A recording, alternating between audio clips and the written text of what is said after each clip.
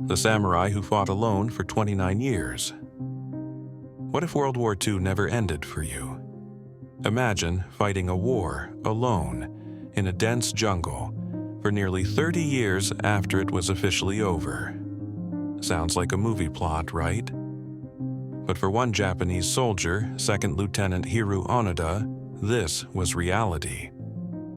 In 1974, the world was stunned when Onoda emerged from the Philippine jungle, his uniform tattered, but his spirit unbroken, still believing he was fighting for the emperor. But is his story one of unparalleled loyalty and survival, or something far more complex, even disturbing?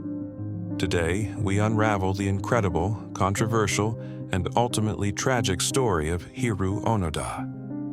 To understand Onoda, we need to go back. Born in 1922 into a family with samurai lineage, values like honor, unwavering discipline, and absolute loyalty were ingrained in him from a young age. When Japan went to war, he enlisted, eventually being selected for the elite Nakano School, a place that didn't just teach combat, but forged soldiers into intelligence operatives capable of unconventional warfare, instilling an absolute imperative: never surrender and obey orders unconditionally. In December 1944, as Allied forces closed in, Lieutenant Onoda was dispatched to Lubang Island in the Philippines. His mission: conduct guerrilla warfare, destroy key infrastructure, and a chilling final order from his commander, Major Taniguchi. You are absolutely forbidden to die by your own hand. Whatever happens will come back for you. Until then, so long as you have one soldier, you are to continue to lead him. Under no circumstances are you to give up your life voluntarily. The Allies landed on Lubang just months later, in February 1945. Most Japanese forces were killed or surrendered, but Onoda, with 3 other soldiers, retreated into the dense, mountainous jungle, bound by those final, absolute orders. For him, the war was far from over.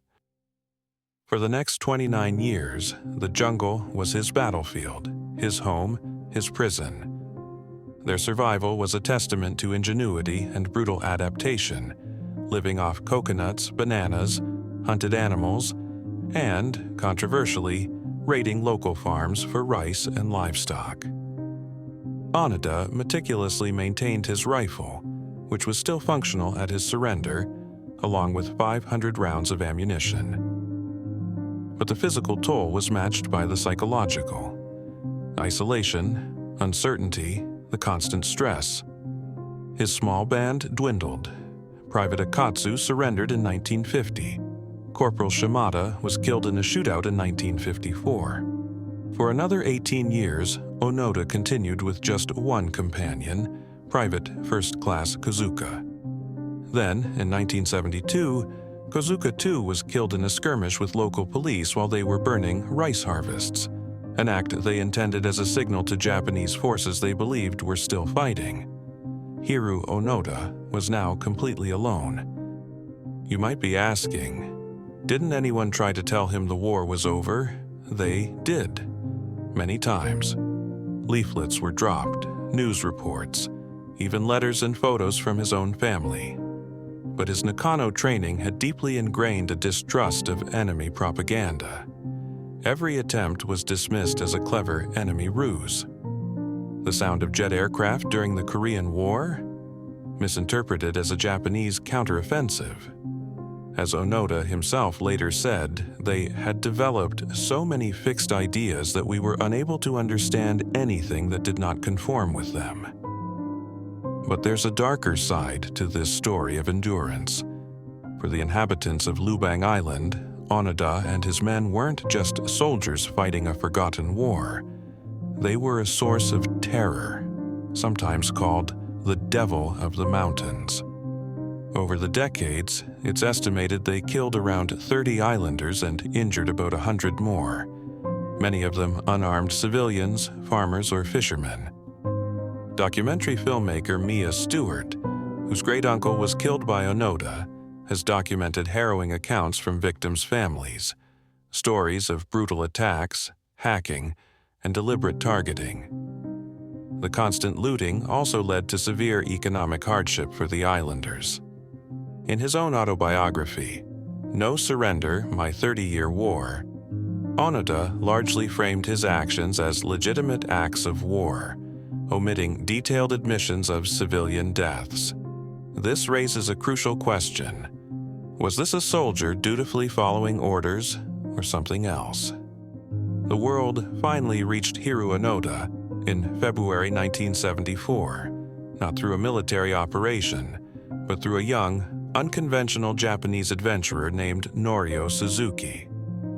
Suzuki had famously set out to find Lieutenant Onoda, a panda, and the abominable snowman in that order. Amazingly, he found Onoda after just 4 days. Onoda, though wary, connected with the young hippie boy, as he called him. But he remained steadfast. He would only surrender if formally relieved of duty by his commanding officer. Suzuki returned to Japan, and the government located Major Yoshimi Taniguchi, Onoda's former commander, now a bookseller. On March 9, 1974, in the Lubang jungle, Major Taniguchi, in full uniform, formally read out the orders relieving Lieutenant Onoda of all military duties. His 29-year war was finally over. Days later, he surrendered his sword to Philippine President Ferdinand Marcos, who granted him a full pardon for actions committed while he believed he was at war. Onoda returned to Japan a hero to many, a symbol of traditional samurai virtues: loyalty, endurance, devotion. Crowds greeted him, but the reception was mixed. Others saw him as an embarrassing relic of a dangerous militarism. He struggled to readjust to a Japan transformed by peace and modernity, a world he no longer recognized. Feeling out of place, Onoda moved to Brazil in 1975, becoming a cattle rancher. But a news report about a youth crime in Japan shocked him, and he returned in 1984 to establish the Onoda Nature School, teaching survival skills and discipline to young people. But the questions surrounding Onoda's story didn't disappear.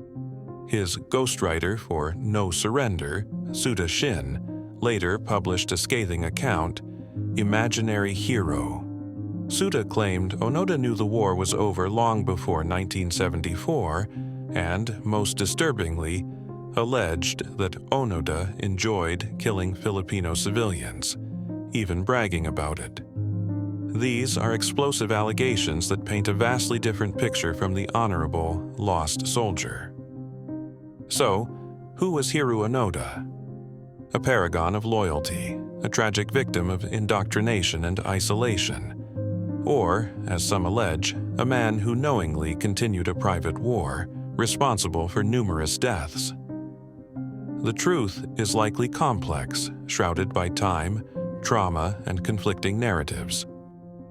Onoda passed away in 2014 at the age of 91. His story, like that of other Japanese holdouts such as Shoichi Yokoi found on Guam or Teruo Nakamura on Morotai Island, forces us to confront uncomfortable questions about duty, delusion, the horrors of war, and how history is remembered, and by whom.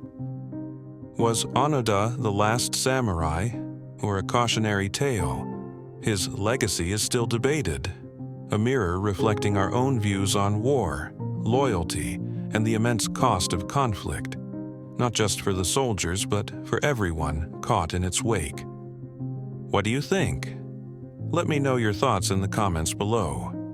Was Hiro Onoda a hero, a victim, or something else entirely? If you found this story as compelling as I did, please give this video a like. Subscribe for more deep dives into history's most fascinating and often forgotten stories, and hit that notification bell so you don't miss our next exploration. Thanks for watching.